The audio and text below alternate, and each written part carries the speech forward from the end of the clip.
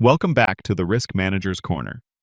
Today, we're going beyond the basics and delivering a full, professional-grade breakdown of credit risk, arguably the most critical form of risk in banking and finance.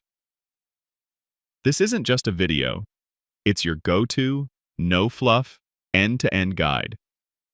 We'll cover everything, from what credit risk is, to credit events, wrong-way risk, Basel rules, securitization, and the strengths and flaws of credit ratings and models. By the end of this video, you'll walk away with a deeper understanding than 90% of the industry. Let's get into it. What is credit risk? At its core, credit risk is the potential for financial loss due to a borrower or counterparty failing to meet their obligations. This fundamental risk applies across the board to loans, bonds, leases, derivatives, guarantees. Basically any transaction where you expect to receive money in the future. This failure isn't always a complete disappearance. It could manifest as full default. The borrower simply cannot pay back the principal or interest. Late payment. Payments are made, but not on schedule. Breach of covenants. Specific conditions of the loan agreement are violated even if payments are still being made. Partial settlement. Only a portion of the expected payment is received. Credit risk is truly inherent to financial intermediation. Lenders earn interest precisely because there's always a risk they might not be repaid. It's the cost of doing business in finance. Credit events. Let's define a credit event. This is a predefined trigger that signals a borrower has materially failed in their obligations. Examples are critical to understand. Missed interest or principal payments. The most obvious and direct failure.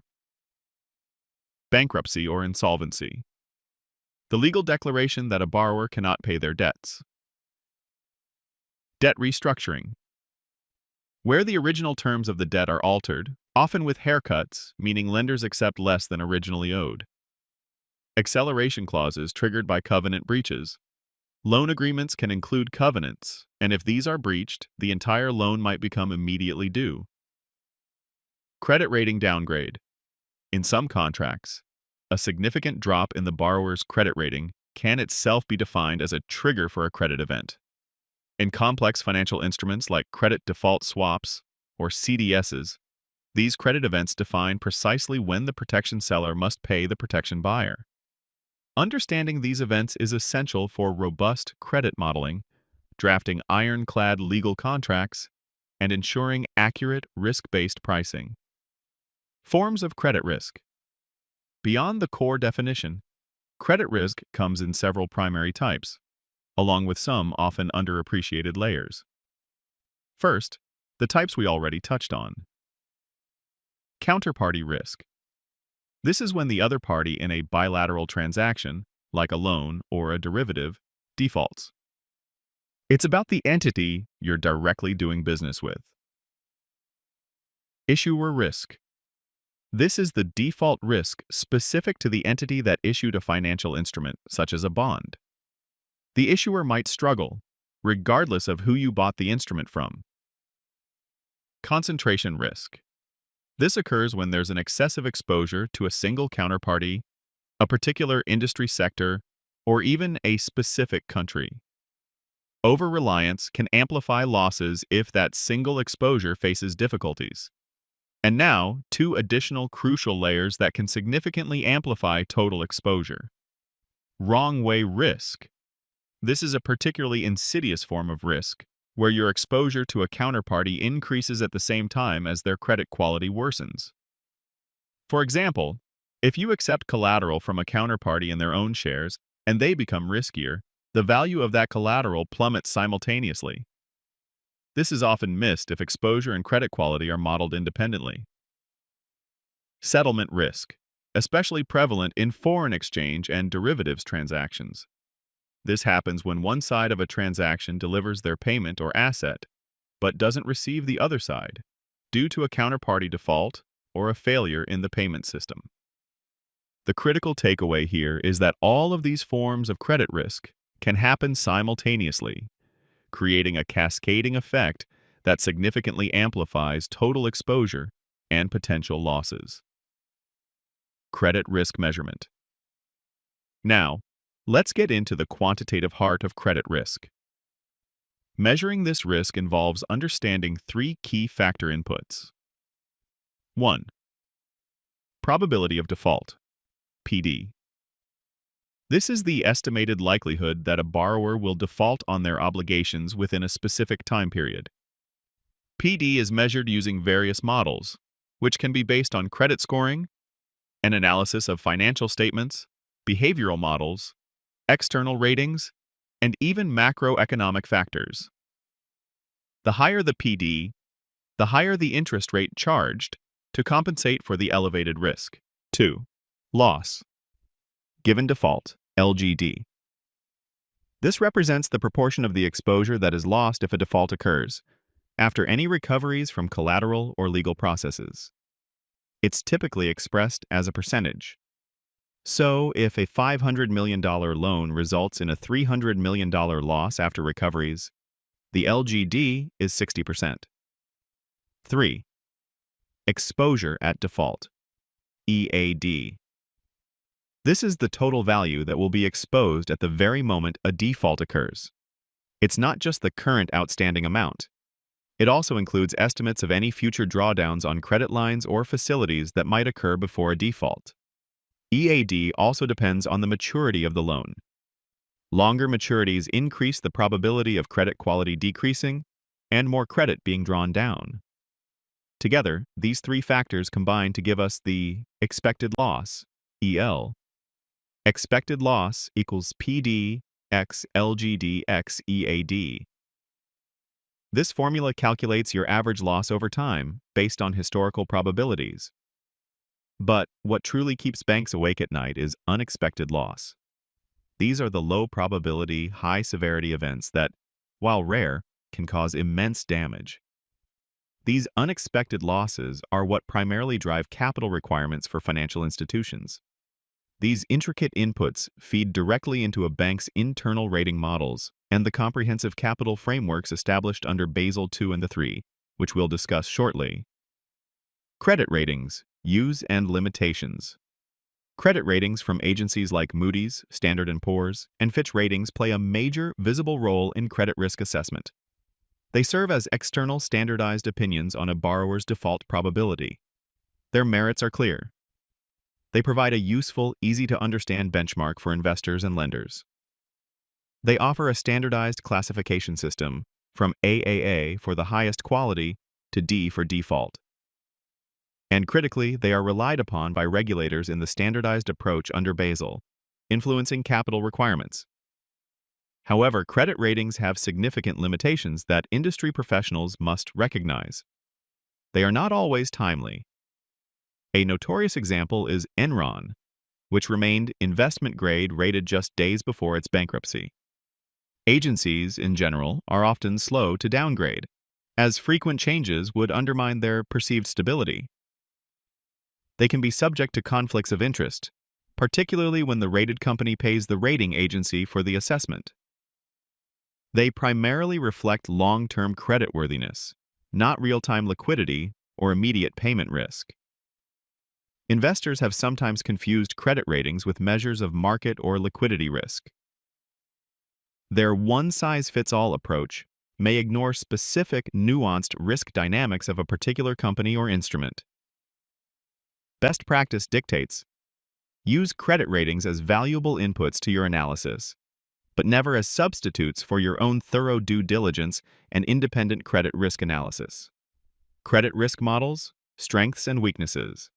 Behind the scenes, credit models are essential for sophisticated risk management, but they aren't perfect. A model is any method that uses statistical, economic, or mathematical theories to transform data into quantitative estimates. Their strengths are undeniable. They allow for precise, quantitative, and risk-based pricing of financial products. They help segment large portfolios, allowing for more targeted risk management. They enable accurate capital allocation and provisioning against potential losses. However, their weaknesses can be significant. Model assumptions can break down, especially during crises. If the underlying assumptions about market behavior or correlations are violated, the model's output can become wildly inaccurate. The outputs are only as good as the inputs. Errors in data or flawed assumptions will inevitably lead to inaccurate results. Relying solely on historical data may not accurately predict future performance, especially during unprecedented market events. And finally, over-reliance on models can lead to blind risk-taking. As the infamous long-term capital management case showed, even fundamentally sound models can lead to suboptimal outcomes if misused or relied upon beyond their design. That's why regulators mandate stringent model validation, continuous backtesting, and the application of conservative overlays. Models should always support and inform expert judgment, not replace it. Credit risk mitigation. Effective credit risk mitigation, CRM, is all about reducing your potential exposure or minimizing losses if a default happens. Common techniques include collateral. This is an asset held by a lender as security for a loan. It can be real estate, inventory, receivables, cash, or other securities. If the borrower defaults, the lender can seize and liquidate the collateral to recover the loss. Guarantees.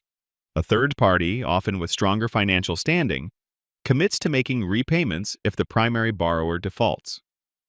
This transfers the credit risk to the guarantor. Netting agreements. In trading contracts, especially derivatives, these allow multiple cash flows between two parties to be consolidated into a single net payment. This drastically reduces the total exposure if one party defaults. Haircuts. When accepting collateral, an additional amount is often added to the collateral's value, known as a haircut. This adjusts for the potential volatility of the collateral itself. For example, highly volatile assets might require larger haircuts. Credit derivatives. These specialized financial instruments allow the transfer of credit exposure between parties. The most well-known is the credit default swap, CDS. In a CDS, the buyer of protection pays a premium to the seller. If a predefined credit event occurs for a reference entity, the seller compensates the buyer for the loss. CDSs are powerful tools for managing and diversifying credit risk, but their complexity and interconnectedness also proved dangerous when misused, as evidenced in the 2008 financial crisis. Securitization and CDOs. Moving to more advanced mitigation techniques, securitization is a process that pools various credit assets, like mortgage loans, car loans, or credit card receivables, and then packages them into tradable securities. This innovative process transforms illiquid credit exposures into liquid instruments that can be sold to investors. Collateralized debt obligations, or CDOs, take this a step further. They involve combining asset pools into tranches with different risk-return profiles. Investors can then buy slices of these tranches, depending on their risk appetite. The benefits of securitization are significant. It effectively transfers risk from the originator, the initial lender, to a diverse group of investors. It frees up capital for the originating institution, allowing them to make more loans. It enhances liquidity by creating tradable instruments from illiquid assets. However, securitization also carries substantial risks. The complex structures can hide the true underlying risk, making it difficult for investors to assess the quality of the assets. Waterfall repayment structures, where different tranches are paid in a specific order, can fail dramatically under stress, leaving junior tranches with heavy losses. There was an overdependence on rating agencies who sometimes misjudged the risk of these complex products. Ultimately, securitization must be paired with clear disclosure, robust stress testing, and radical transparency to function safely. Basel and credit risk. The Basel Accords, international regulatory frameworks, fundamentally define how credit risk impacts a bank's capital requirements. Basel I, introduced in the late 1980s, primarily focused on credit risk. It applied relatively flat risk weights based on broad asset classes, meaning, for instance, all corporate loans carried the same risk weighting regardless of the borrower's quality. Basel II, implemented in the early 2000s, brought a much more sophisticated, risk-sensitive approach. It introduced the internal ratings-based (IRB) approaches, allowing banks to use their own internal models to calculate risk-weighted assets based on PD, LGD, and EAD. It also formally recognized various credit risk mitigation techniques. Basel III, a response to the 2008 financial crisis, further tightened regulations. It introduced the leverage ratio and new liquidity ratios to ensure banks have sufficient funds. Crucially, it emphasized better management of counterparty credit risk and reinforced the need for capital buffers and addressing systemic risk. From 2023, these enhancements are referred to as Basel IV. Under these evolving frameworks, banks must now rigorously identify and quantify all their credit exposures, continuously validate their internal models for accuracy, allocate sufficient capital against unexpected losses from credit events, and critically, stress test their entire portfolios against severe macroeconomic shocks. Managing concentration risk. No matter how well you price or collateralize individual credit exposures, unmanaged concentration risk can still be the Achilles heel of any portfolio. A lack of diversification can lead to significant losses if a particular sector, region, or even a single large client experiences difficulties. You can effectively mitigate concentration risk by setting strict counterparty limits to cap exposure to any single entity or related group of entities, actively diversifying your portfolio across a wide range of industries and geographies, implementing sectoral caps to prevent overexposure to specific economic segments, performing correlation stress testing to understand how different exposures might move together during adverse scenarios. Regulators, like those guided by Basel, define large exposures, typically over 10% of a bank's Tier 1 capital, and require extra reporting and capital allocation for these. Good credit risk management is as much about proactive diversity and exposure control as it is about sophisticated modeling. Final thoughts. Credit risk is undeniably complex, but as we've seen, it's also measurable, manageable, and, when done right, incredibly profitable. The best credit risk teams don't just react to losses. They anticipate. They meticulously build and validate models, diligently monitor concentrations, and most importantly, embed expert judgment in every single lending and investment approval. Don't forget to download our credit risk slide deck linked below for a concise summary of all the key points we covered. And be sure to subscribe to the Risk Manager's Corner for more expert breakdowns of critical financial concepts. Your questions and comments are always welcome. We answer everyone. Until next time, manage smart and stay ahead.